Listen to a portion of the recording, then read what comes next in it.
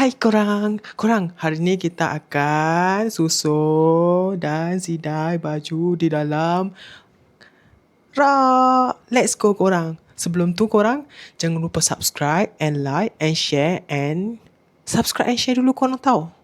Okay? Okay, let's go. Kita sidai baju di dalam rak. Let's go. Korang tengok kan? Okay, let's go. Jangan lupa subscribe dulu, okay? Jom kita sidai. Let's go korang. Okay.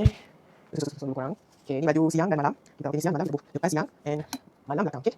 Siang depan, malam belakang untuk kita sediakan baju, okay? Okay, dah siap korang. Okay, korang ada kan? Korang ada kan? Okay. Korang. Okay. Korang jangan lupa like and subscribe and like and share korang. Korang jangan lupa like and subscribe and share korang. Saya dah buat video ni, korang subscribe and like and share. Saya sokong korang subscribe. Kita jumpa lagi next video. And apa kita nak kemas apa pula kali ni? Cuba komen di bawah, okay korang? Kita nak kemas bahagian mana pula, okay korang? Dah siap. Let's go. Bye bye. Kita jumpa lagi next video. Bye bye.